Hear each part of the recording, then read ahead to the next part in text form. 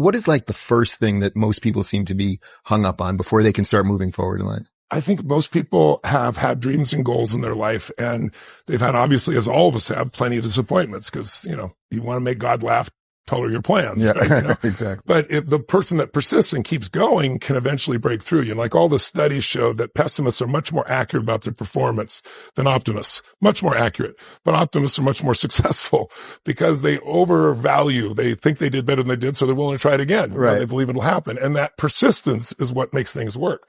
So I think the thing that stops people, whether it's in their relationship or whether it's their business or their career or their body, is the disappointments of the past. And so what really shows up is fear. The fear of failure, the fear of success, the fear of rejection, the fear of the unknown. There's so many fears, but they all come down to two fears that everybody has. We're all afraid we're not enough in some context. Not rich enough, smart enough, young enough, old enough, wise enough, funny enough, whatever it is, attractive enough. Especially if we have that fear that we're not enough for someone we really want that love from. And the deepest fear is that if I'm not enough, I won't be loved. And love is the oxygen of life. I know it sounds corny, but if a baby is born and you don't give them physical love, they get what's called failure to thrive syndrome. They actually physically die. Yeah. Love is our evolutionary advantage. It's what makes us survive.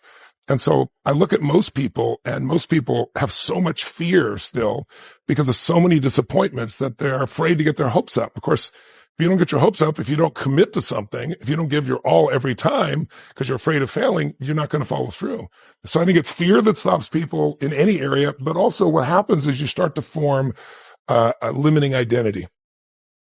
And this is the thing I hope that your listeners or viewers will really consider. I believe the strongest force in anybody's personality, in the human personality, is the need to stay consistent with how you've defined yourself. We all have an identity for ourselves.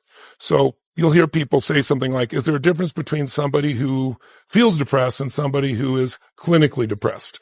Well, yes. Once you have the title clinically depressed, you can go to one of those people, and do you think clinically depressed people have happy moments? You think they do? I'm going to guess not really. They have happy moments, but if you catch them when they go, I'm not really happy, it just looks like I'm happy. Yeah. Because our need to meet that definition, if you don't know who you are, you can't make a decision. It's like when people talk about somebody turning in their 40s and, having this, midlife crisis. What there really is, it's an identity crisis. Is this really who I want to be? Is this really who I am? So if I said to you, do you ever smoke cigarettes? Never. I've smoked maybe cumulative one cigarette in my entire life. Lucky every you. That's puff good, man. that I ever took. Yeah. I was fortunate enough to have a similar pattern as you, but I'll talk to some people that smoke cigarettes and they'll say, no, I've smoked for 10 years and I stopped and I'll never smoke again. If I come to them and say, would you like a cigarette? They don't go, what brand is it? Right. What do they say? They go, I'm not a smoker. I'm not one of those. Mm-hmm. The way we define ourselves, what we are and what we're not, controls every thought, feeling, emotion, and behavior of our life. So it works at all levels. If I set a thermostat in this room at 68 degrees, and that represents your comfort zone, your identity. Your comfort zone is not what you want. It's what you're used to, right? So it could be 68 degrees is what you're used to in terms of intimacy, or 68 degrees is how much financial well-being or freedom you're used to or security you're used to. It might not be a lot, it might be a little. It's not your goal. It's what you're used to. Well, once that's your comfort zone, once that's your identity, if the temperature in this room drops from 68 to 65 to 62 to 60 at some point, the heaters kick on because the computer says, whoa, you're a 68 degreeers. You're not a 60 degreer. This is no good. And you feel pressure. The heaters kick on and drive you back up to where you're supposed to be. And most people listening probably have had times where it got so bad you finally said, not another day, another moment. I'm changing this now, this relationship, this thing under my body, whatever. But what most people don't realize that happens on the other side as well. If you're a 68 degreer and you start doing better than you expect, you get momentum, you start to crush it, you start to go 80 degrees, 90, 98 degrees. Suddenly the computer inside goes, what the hell are you doing? You're not a 98 degreer, you're a 68 degreer. Right. And then the first thing happens, the heaters stop, you lose your drive. And then if that's not enough, the air conditioners kick on to help you sabotage, you get right back down to where you think you deserve to be. So is it a constant battle, do you think, between those two things, not running too cool and not burning too hot? That even for someone like you that's sort of a master at this, you have to play within that to some extent. Well, you have to keep expanding your identity. Yeah. Otherwise you get stuck. When people say they're stuck, it's because they're only using a part of their capacity, a part of their brain. So what I like to look at is, how do you expand your identity? You do things that violate your old identity. That's why I do a firewalk, or we took people skydiving. Yeah. It's like, if I get myself to do that thing I once thought was difficult or impossible, my brain goes, then what else can I really do that seemed to be difficult or impossible? For me, I remember when I was 16 years old, just about turned 17. And I had 4 different fathers, and my mom was a volatile person, great human being. But when she mixed prescription drugs with alcohol, it was pretty painful and disastrous. So I remember she kicked out another one of my fathers, and then she decided one night, that Christmas Eve, that I was on my father's side. And so she kicked me out. My dad went back to Chicago on his own. He didn't know I got kicked out. And she got my 1960 Volkswagen, earned at $40 a week, but I was working as a janitor. So I took buses to a place in Pasadena, California, San Marino, and I would work on these 2 banks in the middle of the night, still in high school, because I wasn't paid by the hours, paid by results. I could do 2 banks. I get paid well, come back home, get up on 3 or 4 hours sleep, and go to school. Well, I would take buses. Well, one night I finished at 2 a.m. and I go out and I'm waiting for the bus on this main avenue. And, it's 2 a.m. There's no cars, and I'm waiting and 2:15 and 2:30. And right around 2:30, somewhere in that range, a car drives by, rolls down his window, goes, "Hey buddy, didn't you know there's a bus strike?" And I'm like, "A bus strike?" You've been working hard. I'm working my guts. I don't have anybody I can call. I don't have anybody who can pick me up. Everything got stuff, and I'm about 16, 17 miles from home.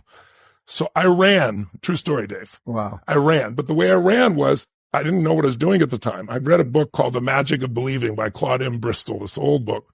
And it talked about how to condition your mind. And it talked about incantations, not affirmations. You go, "I'm happy, I'm happy, I'm happy." And your brain goes, "BS, I'm not happy." But where you use your body, your voice, everything, until your whole nervous system believes it and experiences it.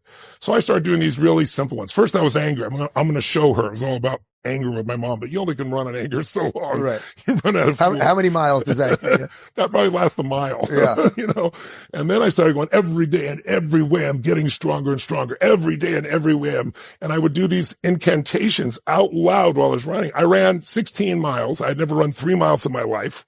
I was beat up, as you might imagine, completely. I had shin splints and everything else. But I found a part of myself that I still use to this day. I found this identity that will not stop, that will find the way, that will push through. And we all have it, but it usually takes something really intense to bring it out. That's why, people don't want problems. I always tell people the biggest problem people have is that they think they're not supposed to have any. Mm-hmm. But problems call forth in us if we don't give up. They cause us to grow. In the end, you've accomplished enormous things in your life. You and I both, many people have, we both have. But it's like, what you get will never make you happy. Yeah. Who you become will make you very happy or very sad. And that's an identity. And if you can find an identity, and then, by the way, that's what everybody sells in a product. Nike sells, you're an action person, just do it. Those shoes have nothing to do with it. They're just selling you on a feeling and linking it to their product. But when you really do that to yourself, when you really expand your identity, your life changes completely. And what used to be hard to do is easy. How often do you fall out of that flow? Do I have days where I'm frustrated or pissed off or overwhelmed? Of course, but I don't stay there. I mean, I would stay there for, a month before or weeks before or hours before. Now, like I have a 180 second rule. It's like I got 3 minutes to get my shit together and change that thing. And I've done it so often, it's like a muscle. It's not like I'm so great. It's just you use the muscle over and again. It gets strong. Once it's strong, you tend to use it. So it's not very often. It takes, if something really knocks me off my game, I go, a worthy opponent. I finally got a worthy opponent. It's been a long time since something's knocked me off my game, but, is that usually a personal thing for you, or is it a professional thing for you? Like what sort of hits you harder? Well, I think for everybody, personal is probably more than professional when it happens, but I'm pretty blessed in that area at this stage. I mean, if I went back 10, 15, 20 years, it'd be different, but my wife and I have been together 25 years. I mean, I love her more than I could ever describe in words. I love her more today than I first met her. And my kids, my family. I mean, that's my dear friends. I have what I call chosen family. People that are my dear, dear friends. And we have some mutual people that we really care about together. So to me, life is about relationships. If the quality of relationships is extraordinary, your relationship with whatever you believe, the universe, your creator, your relationship with yourself, your relationship with your loved ones, your relationship with those that you want to serve. If those are strong, it's pretty hard not to have a great quality of life.